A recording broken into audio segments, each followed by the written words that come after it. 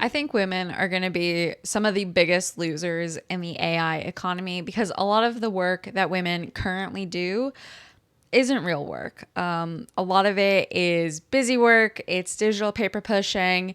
And even from my own experience working with the government, I didn't have enough work to do. So I was constantly doing things that weren't work related. I was going to get cookies before business meetings, and I was taking coffee breaks and going for walks all the time. And I think this is indicative of the broader workforce, but I think a lot of women don't really like their jobs, aren't really doing much work, and I think they're going to be at the forefront of displacement from AI adoption. So this is a day in the life of a 24-year-old who works at a Microsoft office in India, and I wanted to break down her schedule just to show you how hardworking women really aren't. So she starts at 9 a.m. She gets to the office.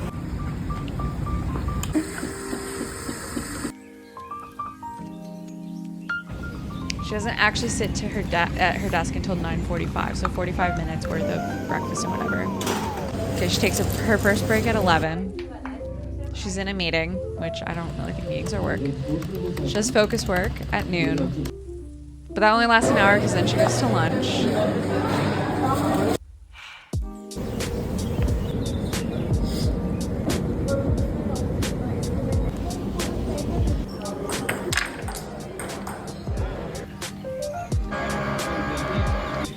Okay, so she's back to her desk after lunch at 2:15. I will caveat again by saying that she's in India, so the culture around lunch is probably different.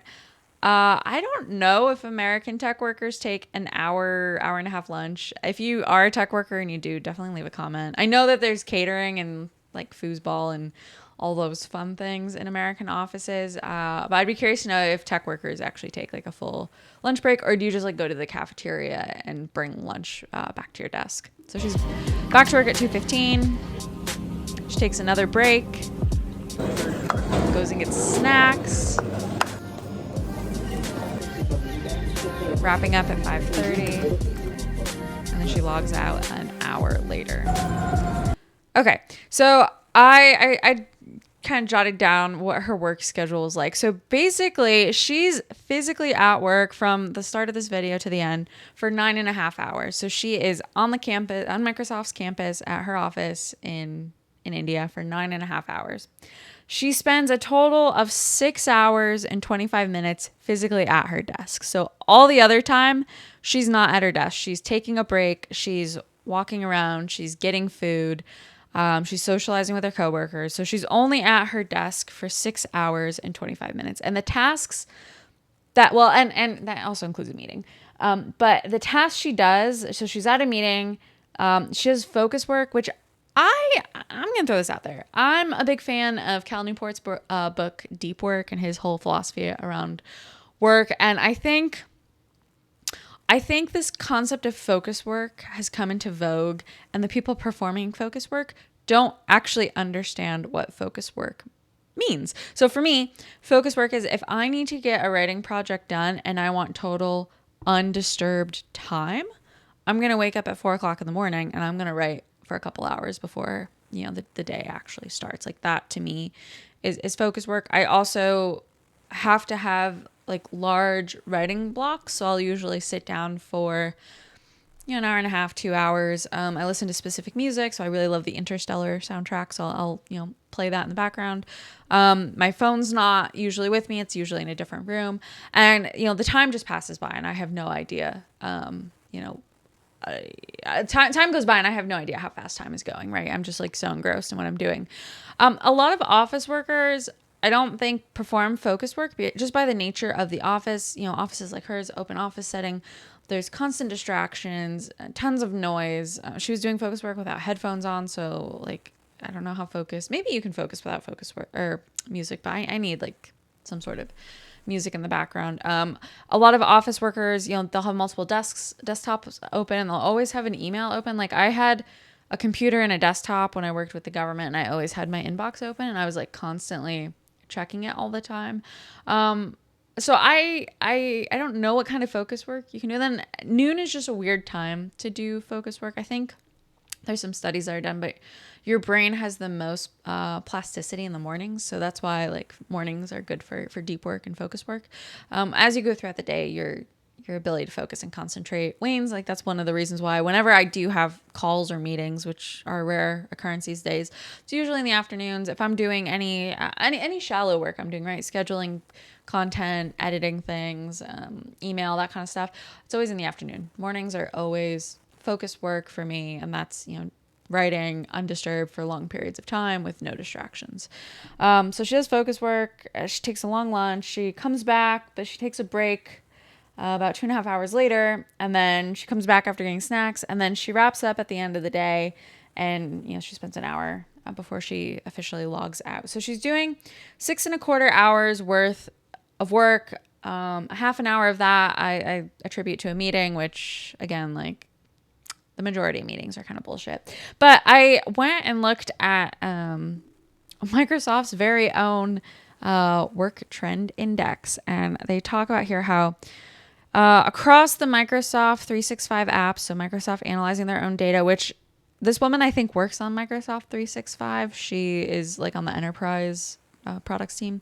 So Microsoft 365, the average employee spends 57% of their time communicating. So it's in meetings, in email, and chat, and 43% in documents, spreadsheets, and presentations.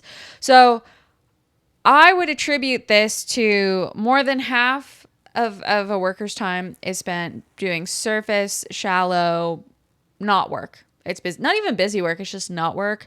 And then I would say creating digital artifacts. I mean, again, it depends on the type of work you're doing. Like I, as a writer, use Google Docs to write my drafts and then publish them to Substack, right? So I would say like creating in a document is work for me. But then I'm a super nerd and I keep spreadsheets of everything. So I have every single article I've ever published, how much time it took me to write it, any revenue I've generated from it. So I can tell you like to the penny, like how much my writing is worth, how long it takes me. I can give you a per word ratio of how long it takes me to write things.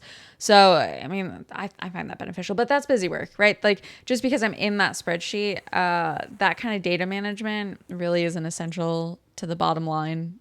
For me, I need to produce, I need to be in writing in the flow, right? And so most of this stuff is kind of stuff you're not actually doing work. And so if you take her, her work day, her 6.25 hours that she actually spent doing work, okay, 57% of it, so about 3.5, 4 hours is spent just in communication. So meetings, emails on Teams, whatever. She's not actually doing any real work. So what remains is 2.8 hours. So between 2.5 and, say 3 hours of doing actual work. And then again, I don't know what she does as a software engineer, and I really don't know what a software engineer's day-to-day work looks like. I know you write code and stuff. So I'm assuming if you're like, it's similar to writing, like you kind of need to be in the flow of things to get what you're doing done. But pretty much it doesn't look like she's working at all.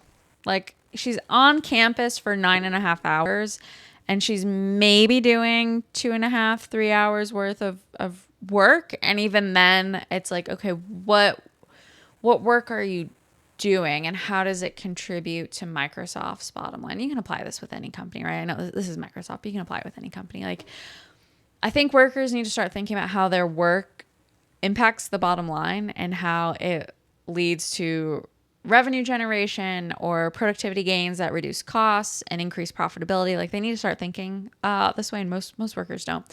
And it's like, okay, how, like she's spending the bulk of her time not working and Microsoft is paying her, right? And so this is why I think AI is going to be adopted, because this is a complete waste of time. Like why would you pay someone a full salary for a full day of work when they're only working for, less than 3 hours? Like it just, from a business perspective, it doesn't make sense under the existing paradigm, right? I think we're going to change into a whole new, business paradigm and how work is evaluated and compensated. And that's a whole conversation for a different day. But under the current paradigm, how we work right now in the knowledge economy, Like there's very little return on investment for someone who's spending the bulk of their day not working. So employers are looking at this. They're looking at their balance sheets. They're looking at human capital as a liability on their balance sheet. And they're trying to reduce payroll costs. And so they're going to get rid of workers like this who aren't really working. And then they're going to automate the rest. They're going to find ways to create new automated workflows, which include AI, to do the work for them, because there's a lot of overhead costs here. There's costs in maintaining buildings and all these, nice amenities. Like it kind of feels like watching this. I don't know if like she's at, yeah, like it feels like she's in a hotel or something, like a nice couch and bookstore or, bookshelves and all that kind of stuff. It just, I don't know. It doesn't feel like a work environment. And all of this, a lot of companies today have modeled themselves after this, out of what these bigger companies are doing. I consider Microsoft a market mover. So it's a mover in the marketplace. It shapes how companies do business and how, what the labor market expects, what workers expect from their experience at work. So you have market movers like Amazon who have signaled like this, and the rest of the tech, ecosystem has signaled, okay, this is how work is supposed to be. So other businesses have tried to emulate this, to follow suit. And it's just, there's a lot of overhead, there's a lot of costs. And so I think businesses are looking at the bottom line. They see AI as a solution. Whether it's perfect or not, doesn't matter. It's a solution that's going to cut costs. And then you have women like this who are documenting their day in a life. And I'm gonna say this: I have yet to see a guy document his day in his life. So if those exist, like, please link them and send them to me, because I have never seen a dude like document his life. It's always women, and it's always, I've seen all sorts of them: tech workers, consultants, folks working like fashion and magazine and, Hollywood and all that kind of stuff. It's always women that seem to be posting a day in their life on social media. It's never men. And I'd be curious to compare the two to see how much time, is spent doing real work and how much time isn't. So I think this is why women are going to be at the forefront of job displacement, because a lot of them don't do real work, and then they're broadcasting it for the rest of the world to show that they don't do real work. And so if you're an employer and you're paying attention to trends like this, you put two and two together, yeah, I don't know. I'm curious to see what folks think about this, especially women. If you're in tech, like, do you feel secure in your job? Do you think you're going to be able to maintain it for much longer? Or do you think you're going to be on the chopping block of AI-related job displacements as AI continues to evolve and be deployed in the workforce? I'd be curious to know your thoughts on this. All right.